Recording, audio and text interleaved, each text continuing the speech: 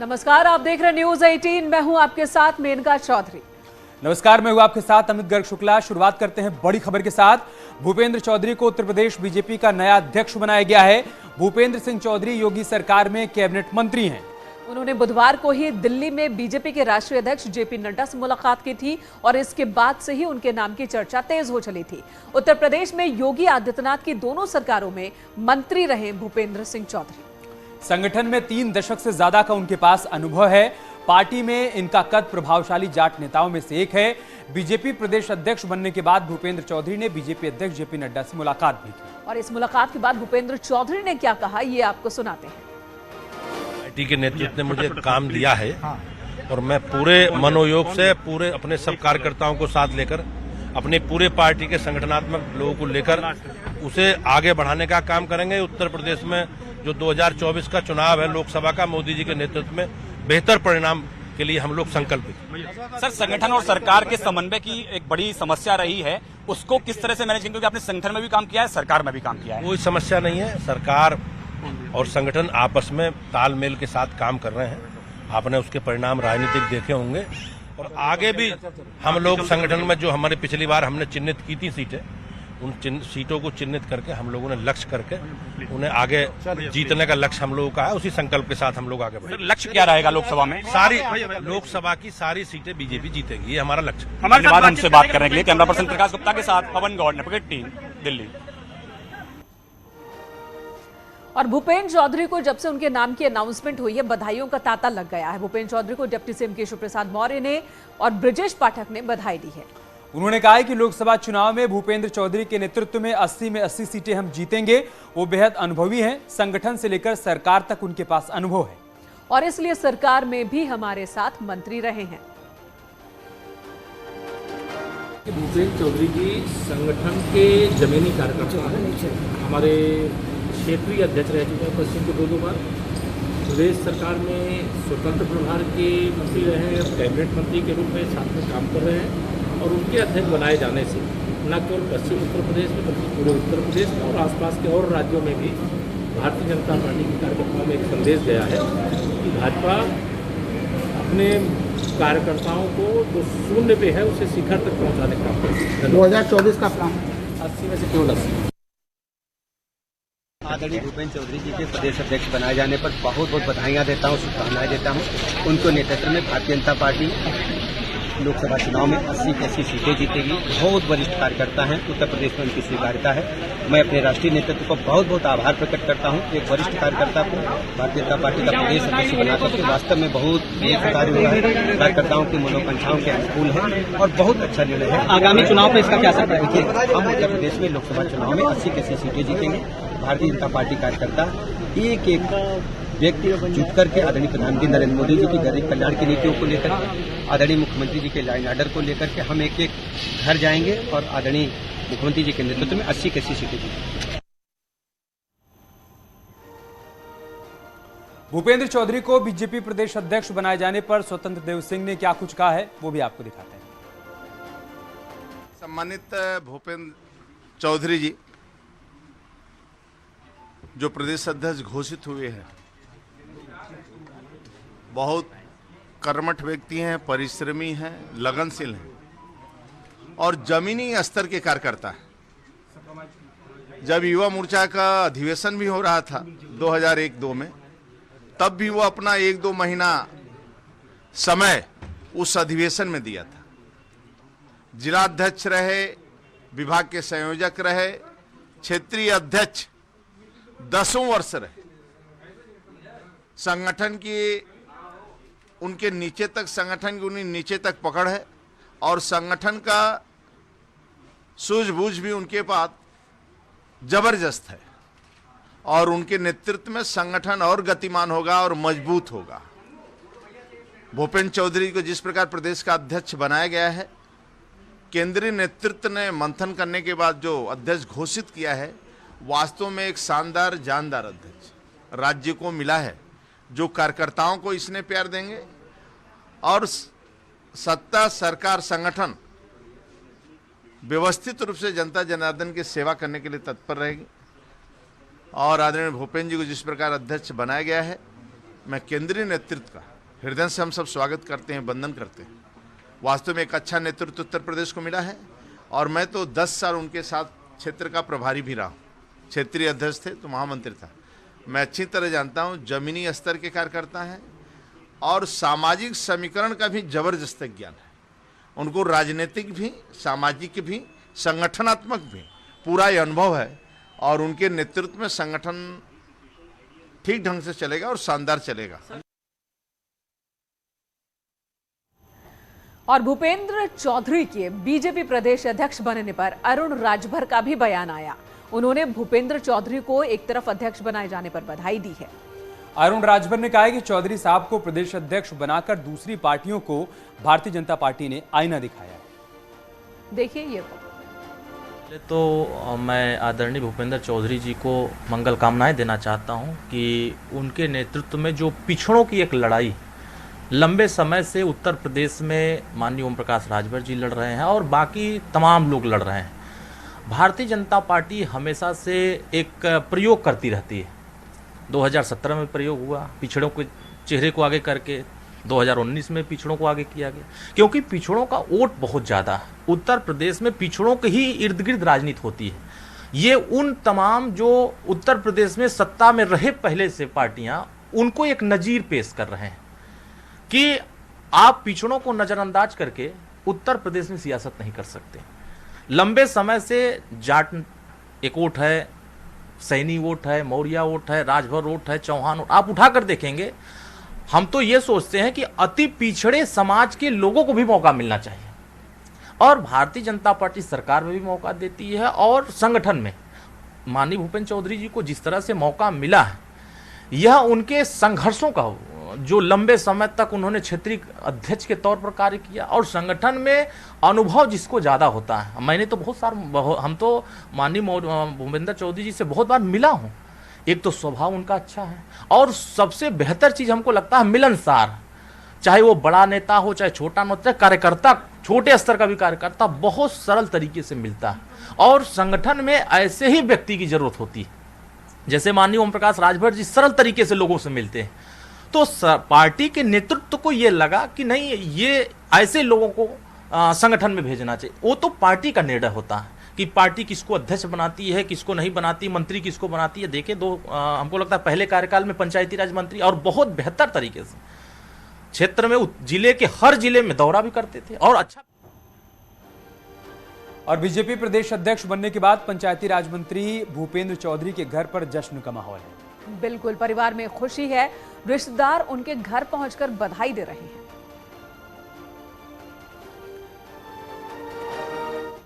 भैया असली सेलिब्रेशन तो तब होगा जब वो आएंगे। मेरे ख्याल से कल शाम या परसों सुबह आने की उम्मीद है। कितना खुश हैं आप? बहुत ज़्यादा खुश हैं भाई। एक नई जिम्मेदारी उनको मिली है, क्या कहना चाहिए? उस पर खरा उतरेंगे, 100% देंगे अपना। किस तरह का रहा उनका राजनीतिक करियर? आपको तो सारी बातें पता होंगी। हाँ भैया, बहुत लंबे टाइम से वो बीजेपी में है।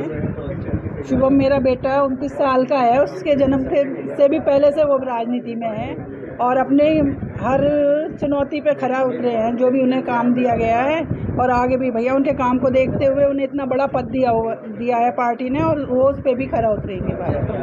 पार्टी का क्या आभार करना चाहेंगे, क्या कहना चाहेंगे पार्टी के बारे में? अपने पार्टी के बड़े नेताओं का आभार व्यक्त करना। उनका हाथ हमेशा भूपेंद्र जी के सर पे ऐसे ही बना रहे, उनकी मेहनत और बड़ों का आशीर्वाद हमेशा भूपेंद्र जी पे बना रहे।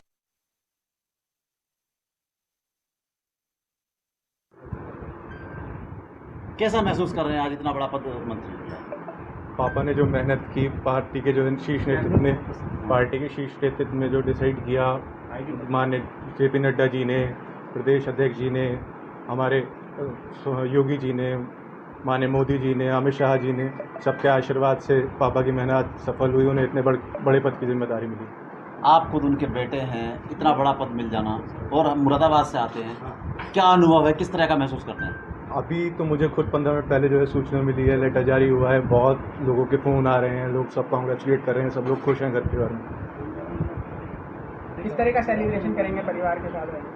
अब ये तो थोड़ा सा जो है सब लोग जब इकट्ठे होंगे धीरे धीरे सब लोग आएंगे तो अपने जो है मिठाई वगैरह बटेंगी, अपने सब लोग गांव में चाचा पटाखे वटाखे फोड़ेंगे, सब चीज़ों का है। मुरादाबाद का भी इतिहास है, पहली बार किसी पार्टी के राष्ट्रीय बने, तो क्या कहेंगे? भैया उनकी मेहनत है और शीर्ष नेतृत्व का विश्वास है, उन लोगों ने इतना भरोसा जताया है, तो कोशिश करेंगे कि जो भरोसा जताया है शीर्ष नेतृत्व में उसे जो है पूरा कर पाएँ। तो खुशी की लहर हर तरफ है। बीजेपी ने एक बड़ा फैसला लिया, लेकिन भूपेंद्र चौधरी के सामने भी एक बड़ी जिम्मेदारी है कि जीत के मोमेंटम को बनाए रखे। अब्बास अंसारी को भगोड़ा घोषित कर दिया गया है। ये एक बड़ी खबर लखनऊ से आई है। कोर्ट ने 25 अगस्त तक यानी आज अब्बास अंसारी को गिरफ्तार कर कोर्ट में पेश करने का आदेश दिया था। एमपी एमएलए कोर्ट से अब्बास के खिलाफ गिरफ्तारी वारंट जारी है, लेकिन ताबड़तोड़ छापेमारी के बावजूद लखनऊ पुलिस अब्बास को गिरफ्तार करने में अब तक नाकाम रही है। ऐसे में पुलिस ने अब्बास को भगोड़ा घोषित करने के लिए कोर्ट में अर्जी दी थी, जिसके बाद अब कोर्ट ने अब्बास अंसारी को भगोड़ा घोषित कर दिया है। अब इसके आगे पुलिस कुर्की की कार्रवाई अंजाम देगी।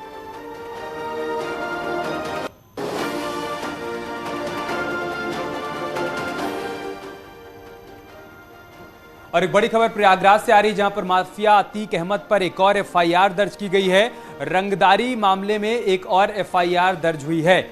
उमेश पाल से 1 करोड़ की रंगदारी मांगने का ये मामला है। राजूपाल हत्याकांड का गवाह है उमेश पाल। धूमनगंज थाना में दर्ज हुआ है मुकदमा।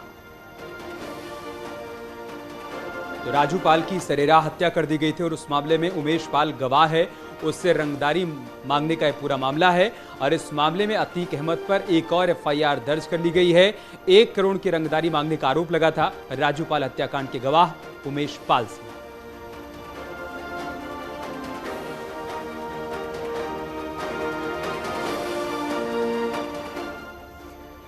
और इधर उत्तर प्रदेश के महानगरों में योगी सरकार प्रदूषण कम करने के लिए अभियान चला रही है। योगी सरकार नगर बस सेवा के बेड़े से डीजल की बसों को धीरे धीरे हटाने के काम में जुटी है।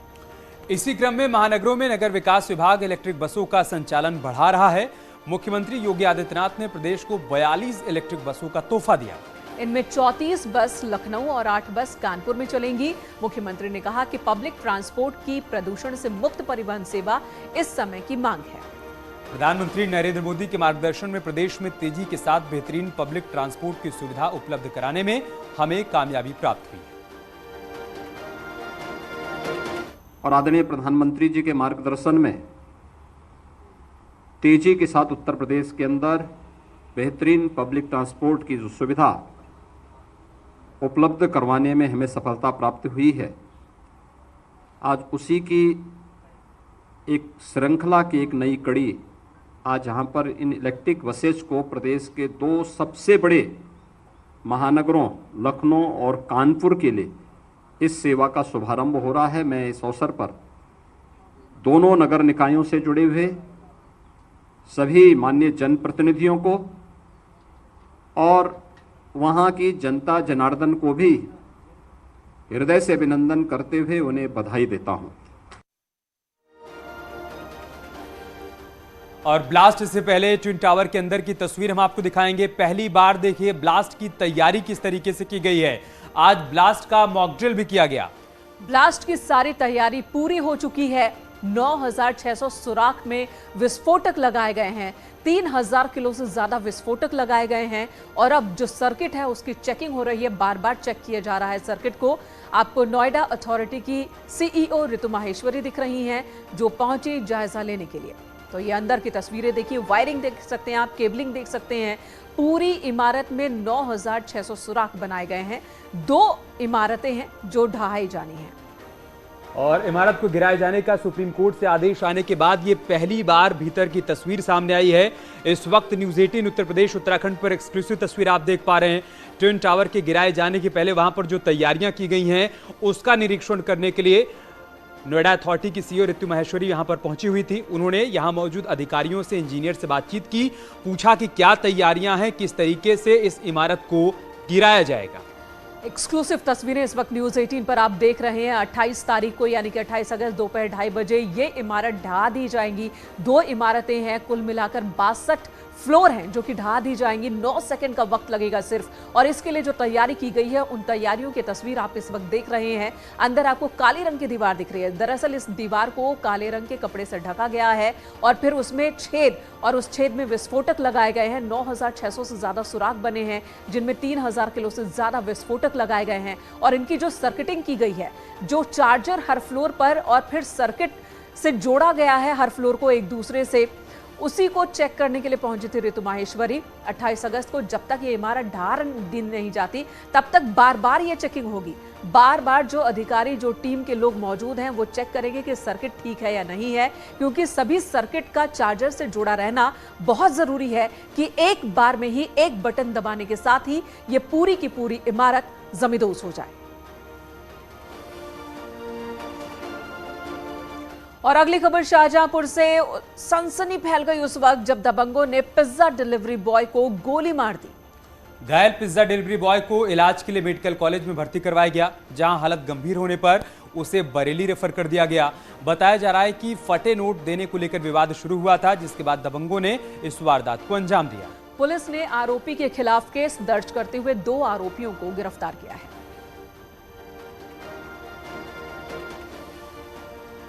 हमने मंगाया था पिज़्ज़ा रात में, पिज़्ज़ा 99 से, तो डिलीवरी इसका 11:30 बजे पहुंची और डिलीवरी बॉय 200 रुपये लेके चला गया। कहीं गया, जब वो पैसा उसने खर्च किया तो देखा जो फटी हुई थी। वापस 12 बजे लेबर हो गया वापस करने के लिए, इसी बाद में विवाद हो गया।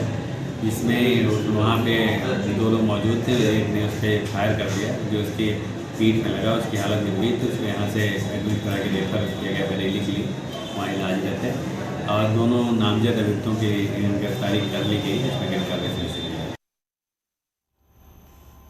आबकारी मंत्री नितिन अग्रवाल और समाजवादी पार्टी के बीच ट्विटर पर जंग छिड़ गई है।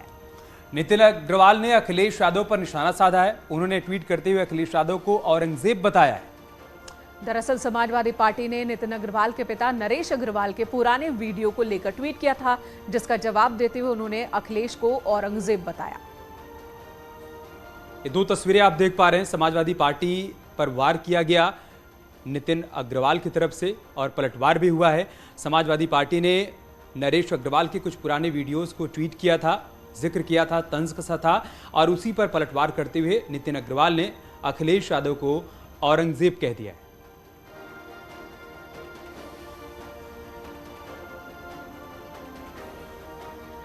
तो ये 2 तस्वीरें आप देख रहे हैं, 2 अलग अलग ट्वीट्स की ये तस्वीरें हैं। समाजवादी पार्टी ने वार किया तो पलटवार किया है नितिन अग्रवाल ने और जवाब दिया है।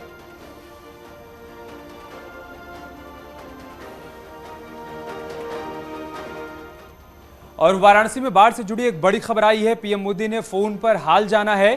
पीएम ने बाढ़ के हालात की जानकारी ली है फोन कॉल के जरिए। मंडलायुक्त दीपक से फोन पर बात की है प्रधानमंत्री ने और हर संभव मदद के निर्देश दिए।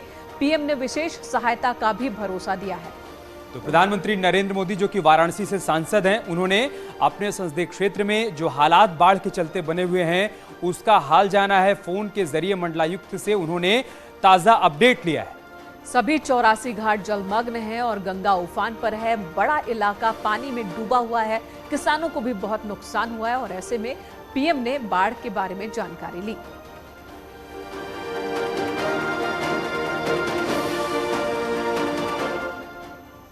यहां रुकेंगे एक और ब्रेक के लिए। लौटेंगे तो आपको दिखाएंगे उत्तराखंड की खबर।